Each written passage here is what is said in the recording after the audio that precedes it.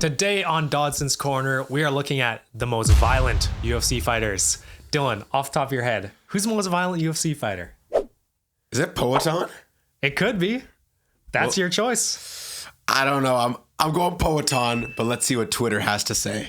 Let's dive into it. Number 1, Tom Aspinall, Talking Lizard. I've seen this guy before. He has some good takes. Tom Aspinall, first round finishes almost the entire way through his career. He can sub people. He can KO people. He's dominant. But I don't know. Like, is he getting these like violent finishes? You know, like dead. I think he might have misunderstood the criteria here, because violent, I imagine blood dripping off their face, you know? Yeah, like that person dead. Tom Aspinall does not go to war. Tom Aspinall kills people, right? Which maybe that is violent. Yeah. Right? But at the same time, he's not getting battered. He's just, KOing people with 1 or 2 punches. So it doesn't look that bad. Like Sergey Pavlovich didn't look bad. Curtis Blades didn't look bad after he finished him. Because he one punch. Exactly. So is it violent? Yes and no. All right, let's move on. Tony Ferguson, but to himself. Dude, they always be saying this stuff. He needs to retire, man. You know what I saw? I saw someone say, Nick Diaz versus Tony Ferguson, someone has to win. Let's go. Dude. That's the fight to make. The early prelims of some fight night. Who do you think would actually win that one? Double loss, like somehow they draw. Draw. No contest. Double KO. Tony Ferguson losing streak. It has to keep going. But Nick Diaz hasn't fought in so long. Yeah. Pereira is the most violent champion in the UFC at the moment. Khalil Roundtree also has a lot of violent finishes. That fight between Pereira and Khalil is going to end in violent fashion. John Jones is also violent, but outside the UFC though. Yeah, this person is cooking. I don't see Pereira and Khalil Roundtree getting violent. Like, either one of them is going to probably knock him out in 1 or 2 punches. Like, they'll be like, I think it'll be very point fighty, and then it'll be whoever gets the best shot. Like, I don't think it's with those upper weight classes, it's so hard to have wars, like you can't absorb these shots the same way that you could have a war in featherweight or lightweight. What's interesting is that John Jones had a lot of wars with people, and he was in light heavyweight. Like, he had fights with Gustafsson, Reyes, Lyoto Machida, who they were all wars. But were they as good of strikers as Alex Pereira? No, they definitely weren't. Alex Pereira is probably the best striker we've seen in the UFC in a long time. But it does kind of make you question, how powerful is Jones?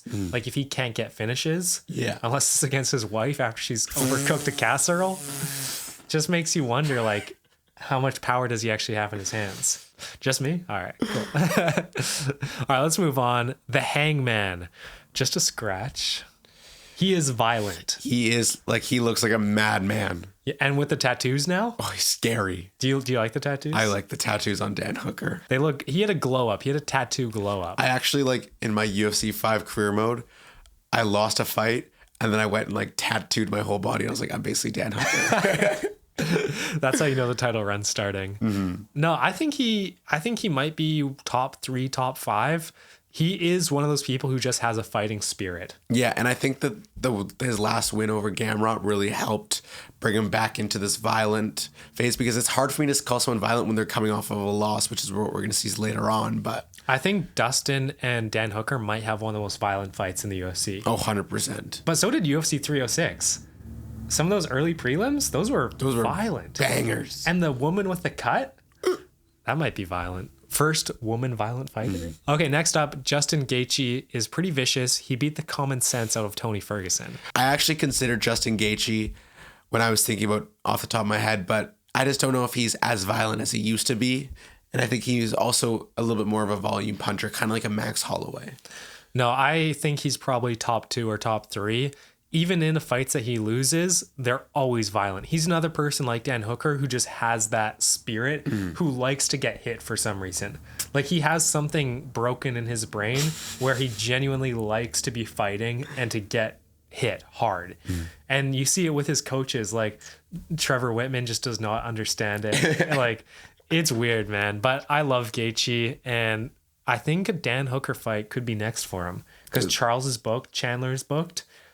Gaethje versus Dan Hooker, I don't think we've had that before. And I don't want to see Dustin versus Dan Hooker or Dustin versus... I mean, we could see Dustin versus Gaethje. That'd be good. But then they got to retire. Exactly. So I want to see Gaethje... We'll give them each one more fight. Yeah.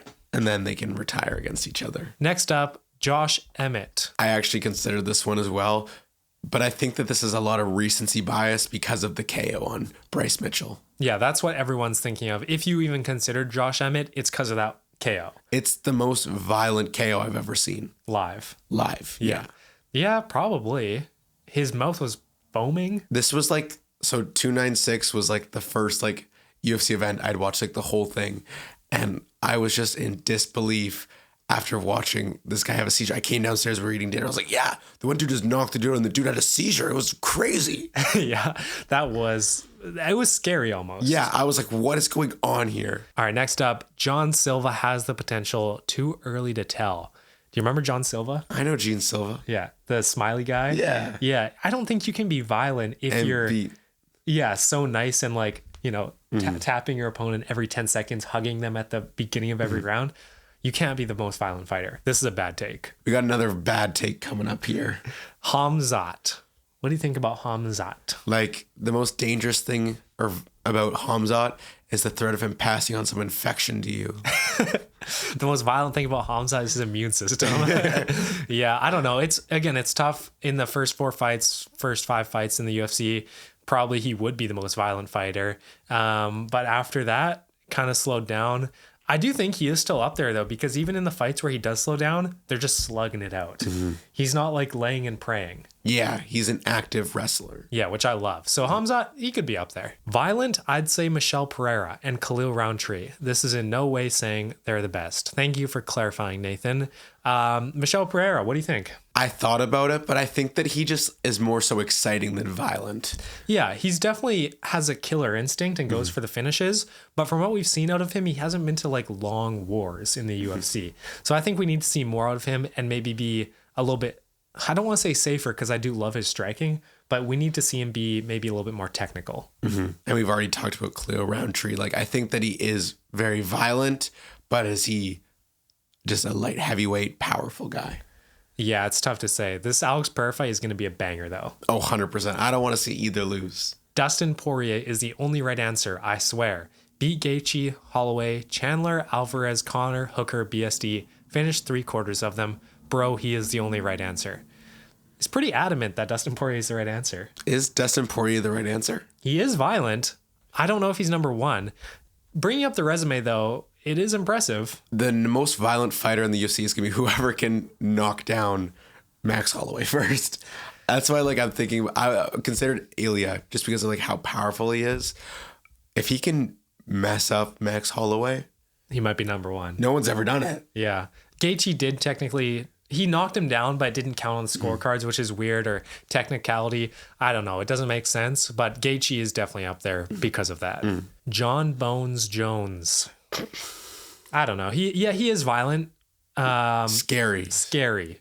Probably the most scary fighter in the UFC. When I think about violent and John Jones, it kind of just makes me think about the earlier tweet about his wife. Like, you know, like in the ring, it's like...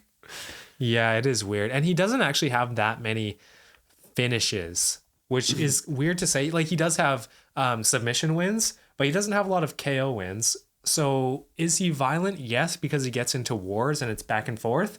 Yeah, I don't know. It's hard to say how we're judging this, because if it's back and forth and it's violent, yeah, technically, but is KO more violent than going back and forth? Yeah, and there's also like, can submissions be violent? Like if you got someone in a nasty armbar, like that's pretty violent. Like that thing's about a snap. I think the most violent submissions that I've seen are the standing guillotines, where it's like Shavkat when he's standing guillotine Jeff Neal, and John Jones when he's standing guillotine. I can't remember. They just go limp. Yeah, exactly. Those are violent. Dude, Shavkat's another name that should have been on this list. Yeah, I don't think anyone mentioned him, actually. He is like insane. That's actually, yeah, no. So I'm just looking at the other replies here. No one mentioned Shavkat. That's a pick I'm going to throw out there. Yeah, thinking about it now, it might be Shavkat. 18 wins, 18 finishes. It doesn't get better than that. Kaikar France, more than 15 first round finishes. In flyweight, by the way. You're a flyweight. Move on. No, but seriously, 15, that makes it more impressive. Yeah, but like, it's not like, I don't know. It's just because you don't like him. He beat Steve. I know, and he does that stupid like a what does he call it? Maori? I'm Maori, bro, or something. Zesty. Yeah, he's zesty. I don't like him. He beat Steve versus Egg. Next up, Dana when someone mentions his daddy John. He gets pretty violent. Dude, imagine like Dana's wife ever said something about like John Jones not being pound for pound. Like that beer is just getting tossed across the kitchen. Do you see some fan asked him at the Sphere? He's like, who's pound for pound number one? Like screaming over and over again. And then Dana White just like smiles and walks past him. And the dude puts down his phone. And then like 2 seconds later, he puts up his phone and Dana White spawns in front of him. And he's like, John Jones. It was so funny. Oh yeah, you have to watch that clip. All right, and that does it for this video. Best community on YouTube. Go subscribe. We'll see you guys in the next one. Peace. See ya.